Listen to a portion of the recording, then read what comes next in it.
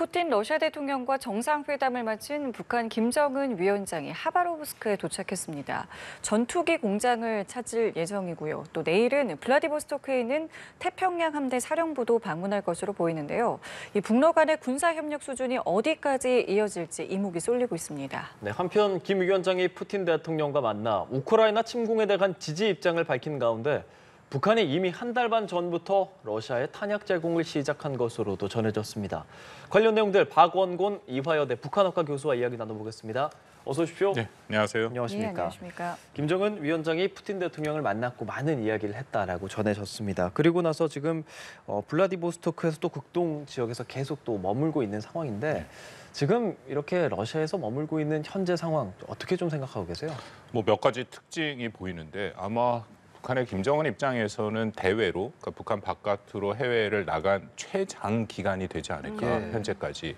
뭐 10일 날 평양을 출발했다라고 하니까 벌써 5일째인데요. 네. 앞으로도 일정이 계속 남아 있고 또 열차로 이동을 하다 보니까 이동 시간이 굉장히 오래 걸리는. 네. 그러면은 지난번 하노이 갔을 때도 60시간, 올 때 66시간, 거기 체류 시간까지 해서 전체 한 8일 정도로 간 거로 제가 기억을 하고 있는데 이번에는 그것보다 더 오래 체류를 할 수 있을 것이다라는 것이고요. 그 의미는 뭐 한 두 가지 정도가 그 안에 있는데 일단 북한 내부 사정이 별로 그렇게 좋지 않습니다. 일단 북한 경제가 안 좋다라는 그런 보고가 계속 나와 있고 특히 북한 경제를 보시는 가장 중요한 것은 장마당의 쌀값인데 1kg 쌀값이 뭐 2,000원, 그 7,000원이죠. 7,000원에 육박한다라는 얘기가 나올 정도인데 그 정도면 지난 5년 동안 가장 높은 수준까지 올라가는 거거든요. 네. 그러니까 뭔가 경제적인 어려움을 돌파해야 되는데 보니까 이번에는 거의 다 군사적 행보에 맞춰져 있지 않습니까? 그러니까 뭔가 군사적 업적을 통해서 내부를 돌파하려 하는 그런 모습도 하나 보이고요. 또 하나는 이렇게 장시간 평양을 비워둬도 괜찮다는 자신감이 보인다. 특히 13일 날 보도 다 됐습니다만 북한이 단거리 탄도미사일 2발을 쏘지 않았습니까? 네네. 하나는 KN-23으로 보이고 하나는 KN-24. 그러니까 둘 다가 사실은 이 핵의 탑재가 가능한 미사일이고요. 이것도 북한이 그간에 했던 것과는 처음 굉장히 사례가 다르죠. 북한의 지도자가 평양을 벗어난 상태에서 이런 도발을 한 건 첫 사례거든요. 그러니까 이만큼 김정은이 평양을 비워도 괜찮다라는 것을 보여주는 것이고 더불어서 핵미사일에 대한 통제권을 갖고 있다. 이제 그런 메시지들도 나오고 있다고 생각이 됩니다. 예, 이렇게 장시간 시간을 그러니까 평양을 벗어나는 데는 그만큼 이제 이곳저곳을 방문한다는 이유이잖아요. 오늘은 하바로브스크, 내일은 블라디보스토크. 각각의 지역을 방문하는 데는 어떤 의미 또 있다고 보세요? 뭐 하나하나가 다 의미를 담고 있습니다. 그러니까 특히 그 정상회담을 했던 보스토치니 같은 경우에는 우주 기지가 있는 것인데 뭐 저는 이거 굉장히 절묘한 선택이다라고 생각을 했거든요. 왜냐하면 우주라는 것은 일단은 이 제재나 그런 것에서 조금 회색 지대입니다. 왜냐하면 우주의 개발은 아직도 국제사회가 명확한 규칙과 원칙 그런 법들이 없거든요. 그래서 늘 북한이 처음에 대륙간 탄도미사일 ICBM을 개발할 때 이 우주의 평화적인 개발이다라는 식으로 그렇게 기만을 하면서 개발한 적이 있었고 그렇게 되면 중국과 러시아가 거기 편을 들었거든요. 그러니까 이번에도 우주기지에 가서 한다. 또 푸틴의 발언을 보면 뭐 북한 우주인을 교육시키겠다 그런 얘기들을 하고 인공위성이라는 얘기를 하면 인공위성 발사체도 물론 포함될 수 있습니다만 위성 자체일 수도 있고 그러니까 약간 일부러 회색지대의 그런 모습들을 보인 것도 있고요. 네. 근데 김정은 입장에도 이게 굉장히 의미가 있는 게 김정은 시기에 들어서 국가적 의제로 가장 앞세우고 있는 것 중에 하나가 바로 이런 우주 강국입니다. 그래서 널리 알려진 것처럼 위성을 쏘려다가 2번 다 실패했고 네. 그런 상황이 계속 되고 있다는 것은 분명하거든요. 그렇다면 자기가 거기 가서 뭐 질문도 하는 거 보니까 상당히 자세한 질문들을 해줘. 그러니까 그만큼 자기도 전문성 있고 관심이 있다는 걸 표출함으로써 앞으로 자기가 중요하게 생각하는 이 우주 개발을 계속하겠다라는 그런 의지가 같이 표출돼 있다라고 오늘 생각합니다. 전투기 생산 공장이랑 그 군함 생산하는 공장 가는 건 어떤 의미로 그 봐요? 굉장히 중요한데요. 이게 콤소몰스크라 아무레라는 그 지역이죠. 산업도시. 뭐 네. 알려진 것처럼 아버지 김정일도 다녀왔고 저는 그 이미 언론에 많이 나왔습니다만 주고받기가 될 가능성이 크지 않습니까? 북한과 러시아 산에서 뭐 당연히 북한은 포탄과 이런 뭐 그런 이 우크라이나 전쟁에서 당장 필요한 재래식 무기를 줄 가능성이 있는데 과연 러시아가 북한한테 뭘 줄 것인가에 대해서는 굉장히 많은 의견들이 갈리죠. 그렇죠. 그래서 저는 기본적으로 이 식량, 에너지 그리고 비료 그 세 개가 가장 핵심이라고 생각하는데요. 그 외에도 만약 무기 체계 쪽으로 줄 수 있는 것이 있다면 이번에 방문하는 그 도시에서 있는 미그 29기. 그러니까 러시아가 계속 개발하고 있고 그리고 보유하고 있는 여러 가지 전투기들이 있는데요. 그중에 미그 29기가 있습니다. 이건 사실은 굉장히 오래된 거고요. 1988년에 김일성이 그때 모스크바에 가서 이 무기 체계를 소련으로부터 받기로 해갖고 그 당시에 11대가 완성기 형태로 왔고 그리고 10대가 분량이 북한으로 와서 공급돼갖고 3대가 조립이 됐는데 문제는 1993년 탈냉전이 되면서 이제 러시아가 공급을 중단해 버렸습니다. 그러니까 북한의 입장에서는 이게 뭐 30년 넘은 전투기지만 나름 최첨단이고요. 그리고 여전히 러시아도 이걸 갖고 있습니다. 네. 물론 상당 부분 도태돼서 실전 전력으로서의 비중은 매우 낮아졌긴 했는데 약 지금 알려진 거를 비하면 70여 대는 운영을 하고 있고 그리고 재고와 부품이 많다고 하거든요. 예. 그러니까 그런 것을 북한한테 주고 그리고 자신들이 원하는 러시아가 받아낼 수 있다. 그래서 만약에 주고받기 무기 거래가 된다면 이 미그 29기에 우리가 좀 주목해 볼 필요는 있다라고 생각합니다. 내일은 블라디보스토크 태평양 함대를 또 방문하잖아요. 이건 어떤 의미 있다고 보십니까? 뭐 당연히 상징성이 매우 크죠. 태평양 함대라는 것은 러시아가 태평양으로 나오면서 상대하는 국가들인데 네. 거기에는 한국도 있고 일본도 있고 결국 미국도 있고 그러니까 태평양 함대에서 사열을 받을 가능성이 크고 이제 그런 모습들을 보여주는 게 그러니까 러시아는 이 현재 상황에서 나름대로 북한한테 최선을 다하는 굉장히 대우를 극진하게 하고 있는 거죠. 그만큼 이 푸틴의 러시아가 다급하다는 것을 방증하기도 하고 어쨌든 블라디보스토크 태평양 함대라는 것은 북한과 러시아가 한미일에 대응하는 그런 모습을 연출하기는 상징성이 매우 크다라고 생각합니다. 예. 그리고 지금 푸틴 대통령 같은 경우는 김 위원장이 뭐 비행기를 타고 콤소몰스크나 아무래로 간다고 했었다가 지금 또 하바롭스크로 이렇게 이동을 하게 되는 거잖아요. 그렇게 조금 달라지는 부분들도 있는데 일단 비행기는 지금 전혀 이용하지를 않고 있잖아요. 그런 것들은 뭐 북한 지도자들의 뭐 공통된 특징이라고 봐야 되는 거겠습니까? 뭐 특히 김일성, 김정일 시기에는 비행기를 잘 이용하지 않았고 김정일은 비행기에 대해서 뭐 공포감이 있었다라고까지 얘기를 하죠. 왜냐하면 비행기 같은 경우에는 추락 위험이 있고 사고 위험이 있는데 그것이 뭐 기체 결함일 수도 있고 외부에 의해서 그런 공격 가능성도 있으니까 네. 늘 거기에 대해서 우려를 하고 있어서 주로 열차로 이동을 하는데요. 이번 같은 경우에도 뭐 특히 문제는 북한이 갖고 있는 그 지금 화면에 나옵니다만 참매 1호라고 불리는 저게 김정은의 전용기인데 워낙 오래된 겁니다. 기종이 오래됐어요. 30년이 저희 넘은 거로 제가 알고 있는데 그렇다면은 이 안정성이 보장이 안 되죠. 그래서 이번에도 갈 때 보면은 꽤 먼 거리, 뭐 비행기로 가면 금세 갈 수 있는데 그래서 푸틴이 그런 얘기를 한 거는 참매 1호가 가 있는지 러시아에 가 있는지 확인이 안 되는데 만약 그렇지 않다면 뭐 러시아 비행기를 줄 수도 있다는데 그건 또 여러 가지 모양새가 맞지는 않죠. 그래서 그냥 계속해서 시간이 많이 걸리긴 합니다만 열차로 이동하고 있다고 생각이 됩니다. 네. 또 그리고 이번에 푸틴 대통령과 김 위원장이 소총을 교환했다라는 부분이 좀 알려져 있거든요. 이게 어떤 의미인지 그리고 이게 알려진 건 또 어떤 의미인지 좀 궁금합니다. 상당히 상징성을 부여하죠. 보통 국가끼리의 선물 교환을 하는데 소총을 교환하는 경우는 거의 보이지는 않고 근데 북한의 입장에서는 이 소총이라는 것이 굉장히 의미가 큽니다. 특히 김일성 시기에 자신들의 그 조선인민민주주의 공화국을 건립하는 기본에 이른바 이제 두 자루의 총대 철학이라는 게 있거든요. 그러니까 김일성이 아버지 김현직으로부터 두 자루의 총을 받아서 그걸로 일본 제국주의와 싸웠고 승리했고 근데 그 일종의 서사인데요. 그거를 김정은 시기까지 끌고 와서 김정은은 그 두 자루의 총을 화성 17, 18이라는 ICBM 그런 절대 무기로 완성했다. 이제 그런 식의 선전을 하거든요. 그래서 이런 총이라는 것은 상당히 의미를 부여하고 있다. 그리고 더불어서 이것도 하나 계속 말씀드리는데 이번에 북한과 러시아의 정상회담과 이 모든 일정은 그리 분명한 상징성이 있죠. 안보와 군사 분야의 협력으로.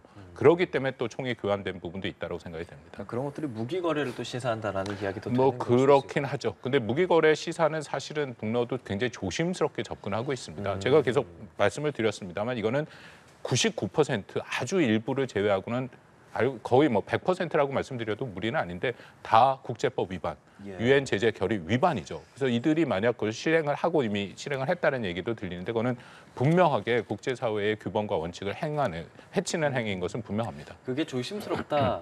같고 느껴지는 것이 지금 이렇게 만나는 장면은 공개가 됐지만 정식적으로 공동 선언문이라든지 이런 게 나온 적은 없습니다. 지금으로서는 네. 북러 정상회담에서. 그렇다면 뭐 쇼이구 국방장관과 만나고 나서도 그런 것들이 안 나올지, 그게 안 나온다는 것은 결국 그런 부분에 있어서 좀 깨림칙하게 무기 거래를 하는 것이 좀 확실하다라고 생각할 수 있을지까지 여쭤보겠습니다. 왜냐하면 다 불법이기 때문에 이것을 공개할 수가 없죠. 그러니까 예를 들어서 가장 최근에 우리 한국이 했던 한미일 뭐 기억들 하시는 캠프 데이비드 같은 경우에는 명확한 문서가 3개나 나오지 않았습니까? 아주 자세하게 다 공개가 됐죠. 어떤 협의를 했고 어떤 합의를 했고 앞으로 어떻게 할 것이다.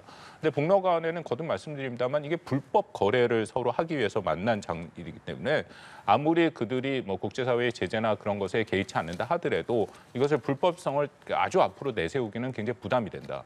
특히 그러기 때문에 러시아는 좀 조심스러운 모습을 보이고 있습니다. 크렘린궁 같은 경우에도 네. 공동성명을 비롯해 어떤 문서도 서명하지 않을 것이다라는 표현을 했거든요. 네. 그 부분은 조금 또 다른 의미가 문서가 있는데 공개하지 않는 거랑 문서 자체를 서명하지 않는 거랑은 굉장히 다른 얘기가 돼버리거든요. 그러니까 공개를 안 한다는 것은 불법성 때문에 그럴 수 있지만 문서 자체가 공개적으로 북한과 러시아에 서명된 합의된 문서가 없다는 것은 그러면 이 이후에 죄송합니다. 이 이후에 이것을 어떻게 이 합의를 이끌어가고 이 정당성과 연속성을 보장할 것인가에 대한 심각한 문제도 제기가 될 수 있거든요. 그러니까 이런 전반적인 게 북한과 러시아가 보여준 국제사회의 규범과는 굉장히 차이가 나는 여러 가지 형상들이 나타나고 있다고 생각합니다. 실제로 말씀하신 것처럼 합의문 자체가 없을 가능성도 있는 겁니까? 그 좀 조심스럽습니다. 과연 합의문이 없이 서로 주고받기가 될 것이냐. 이게 왜냐면 약속을 이행하는 게 굉장히 중요하잖아요. 근데 제가 좀 조심스러운 게 합의문이 있더라도 사실은 러시아는 그 합의문을 무효화하는 경우가 너무 많고 또 북한도 마찬가지죠. 예. 그래서 아마 이건 제 생각에 합리적인 추정이 될 수 있다고 생각하는데 즉각적인 주고받기가 될 겁니다. 그러니까 바로 보이는 상황에서 서로 간에 확실히 손에 잡히는 것들이 있어야 예. 그래야 뭔가 진전이 되는 현상이 될 가능성이 있고 네. 그리고 전체 북러가 이만큼 밀접하게 된 것은 좀 특수한 상황이다. 그 상황은 우크라이나 전쟁 때문이죠.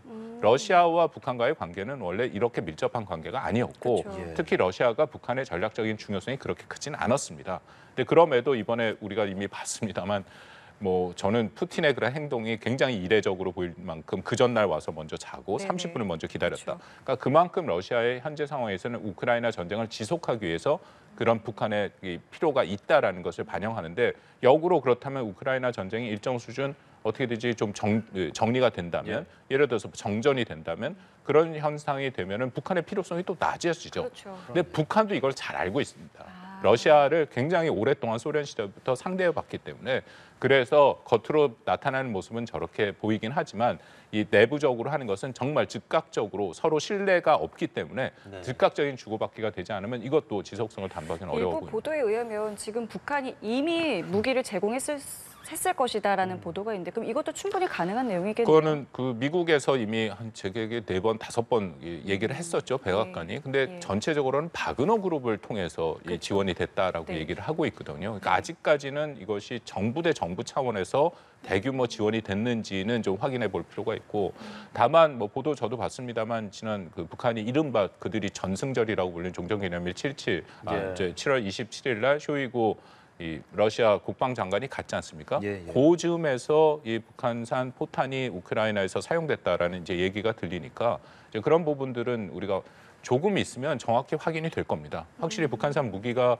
넘어가서 전장에 사용된다면 그것은 우리가 명확하게 증거를 볼 수 있죠. 근데 중요한 것은 설사 그렇게 되더라도 북한과 러시아는 끝까지 부인할 겁니다. 그러면 지금 말씀을 들어보면 이 둘의 관계는 어떤 상호 신뢰를 이제 어떤 바탕으로 해서 장기적으로 갈 거라기보다는 지금 즉각적으로 눈앞에 보이는 이익을 위해서 이제 만난 관계라고 해석을 하게 된다면 이건 그냥 단기간에 끝날 수도 있다라는 걸 서로가 알고도 만난 거라고 볼 수 그렇습니다. 있겠습니까? 그래서 사실은 북한과 중국, 소련 1950년 한국 전쟁을 준비하는 기간부터 지금까지 저는 그 삼국 간의 관계를 편의에 의한 결합이라고 얘기하거든요. 그러니까 뭔가 공통된 이익과 이익의 틀을 넘어서서 가치를 갖고 뭔가 정말 신뢰에 의한 예. 그런 이 협력이라기보다는 그때그때 필요에 의해서 뭉쳤다 헤어졌다를 반복하는 모습이 보인다. 그러니까 이번에도 그런 모습들이 일부 확인되고 있는 것은 분명합니다. 네, 미국의 제재 이야기를 좀 해보겠습니다.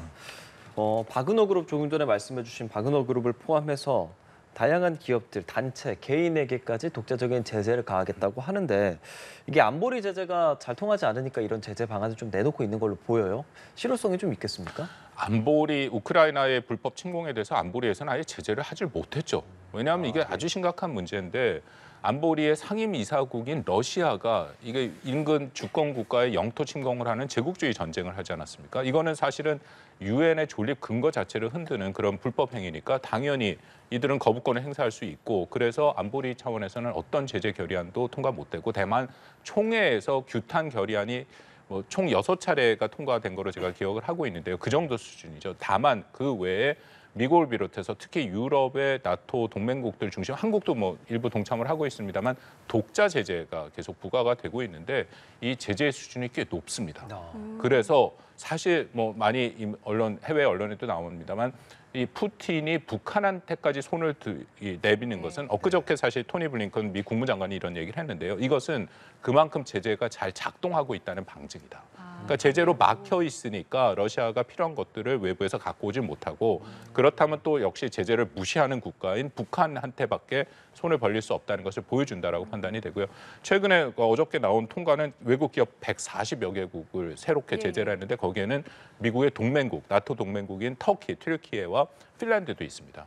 이거 굉장히 의미가 있는데요. 앞으로 본격적으로 북한과 러시아가 말씀드린 포탄이나 그런 군사물자를 서로 교환하게 된다면 직접적인 교환도 있지만 중간에 누가 환적을 한다든지 중간에 중개상이 필요할 수도 있거든요. 그것을 다 제재하겠다라고 얘기를 하는 거기 때문에 그걸 보고 있다라는 것이죠. 그러니까 이게 제재가 무용론을 얘기하는 분들도 좀 계시지만 저는 제재가 여전히 강력하게 작동하고 있다고 생각합니다. 또 금융기관 제재, 그러니까 자금 추적에 관한 이야기도 나오고 있는데 이거는 어떻게 보세요? 그건 미국이 굉장히 잘하는 것 중에 하나죠. 왜냐하면 미국 재무부가 2001년에 9.11 테러가 있은 후에 20여 년간 테러와의 전쟁을 하면서 테러 조직의 불법 자금을 추적하는 그 능력이 매우 뛰어납니다. 그래서 이제는 당연히 러시아와 북한의 불법 자금들을 추적하고 있고 특히 북한이 최근 몇 년 사이에 집중하고 있는 사이버 영역에서 불법 자금들 예를 들어 두 가지죠. 하나는 북한의 IT 기술자들을 불법으로 취업을 시키거나 아니면 암호화폐 같은 것을 해킹하는 것들 그것을 미국과 한국도 같이 협력하고 이제는 일본도 협력하고 앞으로는 제 생각에 이 나토의 유럽 동맹국도 다 협력을 할 가능성이 높아지는데요. 그렇게 해서 이 자금줄을 차단할 가능성이 매우 높습니다. 푸틴 대통령이 유엔 제재 틀 안에서 북한과 군사 협력이 가능하다라고 했습니다. 제재 틀 안에서 협력하겠다는 건 이건 어떤 의미로 해석해야겠습니까? 이거는 모순이죠. 제재 틀 안에서는 협력할 게 아까 말씀드린 것처럼 거의 없다. 그러니까 제재 틀 안에서 협력이라는 것은 인도주의적인 지원은 이미 얘기가 나왔으니까 식량 정도 가능한 거고요. 에너지 같은 경우에도 원유와 정제유 같은 경우에는 이게 쿼타로 묶여 있습니다. 그 이상을 줄 수 없고 또 비료 같은 경우는 좀 애매한 부분이 있습니다. 왜냐하면 비료는 또 군사 무기로 전용될 수 있는 부분이 있거든요. 그것을 제외하고 수류탄 하나라도 만약에 그 북한이 수출을 하게 되면 그거는 다 유엔 제재 결의 위반이거든요. 그런 상황이기 때문에 푸틴 대통령이 말씀드린 것처럼 그 러시아가 유엔의 안보리 상임이사국이지 않습니까? 이런 모든 제재는 이 러시아가 동의해서 통과된 제재예요. 그런데 이것을 스스로 완전히 무력화하고 아주 노골적으로 위반한다면은 스스로 유엔 안보리 상임이사국으로서의 위치를 부인하는 그런 상황이 오기 때문에 말로라도 푸틴이 계속 얘기를 했고요. 아까도 잠깐 말씀드린 것처럼 실제적으로 북러 간에 이런 불법 거래가 적발이 되고 확실한 증거가 나오더라도 북한과 러시아는 이것에 대해서 계속 부인할 겁니다. 처음에 그 북한이 러시아에 무기 지원을 했다라고 백악관에서 발표가 나오니까 바로 다음 날 북한에서 가장 높은 수준인 김여정이 담화를 통해서 그런 일이 없었다. 그 다음부터 매번 미국이 그 문제 제기를 할 때마다 그런 식의 반박이 나오거든요. 그러니까 북한의 입장에서도 끝까지 이제 이것은 일종의 보르세로 갈 가능성이 높다고 생각합니다. 이렇게 무기 거래에 대해서는 끝까지 밝히지 않고 있는 양국 정상이 또 만날 것 같아요. 지금 아직은 러시아의 김정은 위원장이 있습니다만은 곧 푸틴 대통령이 북한에 방문할 것이다라는 이제 보도가 나오고 양국에서 다 인정을 했단 말이에요. 이거는 그럼 어떤 의미라고 봐야 되겠습니까? 조선중앙통신이 공개적으로 얘기를 했죠. 그러니까 북한의 입장에서는 푸틴이 오는 게 매우 중요합니다. 왜냐하면 북한 체제가 유일 수령 체제고 자신들의 최고 지도자가 해외를 갔으면 그 다음 단계로 그 지도자가 북한을 와야 이 상호의 모습이 보이고 자신들의 최고 존엄이 돋보이는 형태가 되는 거죠. 근데 다만 정말 푸틴이 갈까에 대해서는 의구심이 많이 듭니다. 일단은 러시아는 전쟁을 치르고 있고 네. 그리고 이번에 이렇게 푸틴이 김정은을 극진하게 대접한 것도 사실은 갈 생각보다는 왔을 때 잘해주고 그렇게 마무리를 할 생각이 있다라고 판단이 되거든요. 물론 상황 변화에 따라서 좀 다르긴 하고 또 10월 달에 푸틴이 중국을 간다라는 네. 얘기가 계속 들리니까 그런 상황을 좀 보이긴 하겠지만 현재로서는 푸틴이 뭐 조만간에 단기간 내에 평양을 방문할 가능성은 커 보이지는 않습니다. 예. 그러면은 만약에 이렇게 방북을 하게 된다면 사실 외국 정상들이 북한을 방문한다는 것은 흔치 않은 일이지 않습니까? 의미가 더 크게 느껴지게 될 것 같습니다. 북한은 어떻게든지 오는 것을 원하겠죠. 예. 그것을 통해서 북한이 결코 외교에 고립돼 있지 않다라는 것을 보여주는 거고 또 러시아와의 협력을 그렇게 강조함으로써 김정은의 업적 또 김정은을 선전할 수 있는 것이 분명히 되니까 위에서 노력을 할 것이다라고 생각합니다. 만약에 북한을 간다면 그때도 뭔가 서로가 이해관계가 있어야 되잖아요. 그때는 뭐 어떤 것들 지금 북한 입장에서 말씀해 주셨는데 러시아 입장에서는 그럼 어떤 것 때문에 그러니까 우크라이나 그렇게 되는 걸까요? 상황이랑 다 연계가 돼 있겠죠. 왜냐하면 우크라이나 군이 지금 2차 공세를 시작을 해서 전선을 뚫으려고 하는데 네. 그만큼 푸틴의 입장에서는 이 재래식 전력 특히 뭐 포탄이 많이 필요한 상황인데요. 뭐 전장에 러시아 측에서 들리는 얘기하면 포탄 아껴라라는 얘기까지 나올 정도이기 때문에 어떻게 우크라이나 전쟁이 진행되느냐에 따라서 그리고 또 주고받기인데 제가 말씀드린 이게 정말 수월하게 잘 될 것인지 뭔가 또 그 과정에서 어려움이 있다든지 하면 갈 가능성도 배제할 수는 없죠. 네. 예. 내주에 미 상무부에서 한국을 방문할 예정입니다. 인원이 좀 나왔어요. 지금으로서 뭐 정보조사국의 차관보가 한국을 찾을 거라고 하는데 해외 정보 분석 기관의 이렇게 고위급 인사가 우리나라를 찾게 된다는 건 어떤 의미로 봐야겠습니까? 계속해서 이제는 북한에 대해서 원래 한미 또 한미일까지 합쳐서 제재를 강화하고 북한을 억제하는 노력을 했는데 여기에 지금 러시아까지 껴드는 거죠. 그쵸. 그간 미국의 이 러시아 북러 간의 정상회담에 대한 대응을 보면 사실은 어떻게 보면 북한 핵 문제보다 훨씬 더 강력하게 대응을 하는 모습을 보입니다. 바이든 대통령을 제외하고는 카메라 해리스 부통령을 비롯해서 모든 사람들이 이 북러 간의 문제에 대해서 다 얘기를 하고 경고를 하고 있거든요. 뭐 블링컨 장관을 비롯해서 뭐 제이크 설리번 국가안보보좌가 다 얘기를 하고 있는 이런 상황인데 그러니까 이것은 그만큼 우크라이나 전쟁이라는 것이 세계적인 의제고 미국의 입장에서는 이게 굉장히 심각하게 국제 질서를 해치는 행위인데 여기에 북한이 들어간다. 그러니까 북한이 들어가서 우크라이나 이 전쟁의 게임 체인저가 될 가능성은 크진 않습니다. 그럼에도 러시아가 전쟁을 지속할 수 있는 그 능력을 더해주는 건 분명하니까 이건 미국의 입장에서는 굉장히 부담이 되는 것이다.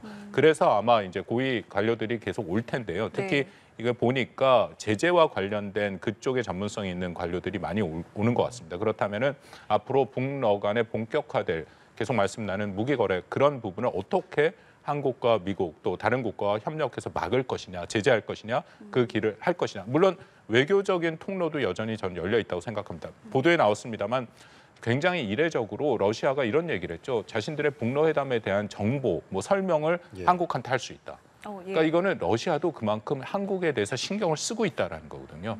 러시아 입장에서 가장 최악의 시나리오는 한국이 살상 무기를 우크라이나한테 제공을 하는 겁니다. 이거는 게임 체인저가 될 수도 있습니다. 우리는 워낙 첨단 무기들이 많이 있고 지금 같은 재래전에, 보병전에, 포격전에 쓸 수 있는 K9 자주포를 비롯해서 무기들이 많이 있거든요. 이게 정말 넘어간다면 러시아로서는 굉장히 부담이 된다. 그렇지만 또 러시아는 한국을 위협을 줄 수 있는 북한의 무기를 제공하고 기술을 제공한다는 얘기가 나오니까 네. 러시아 입장에서는 한국에 대해서도 신경을 써야 되는 부분이 분명히 있다.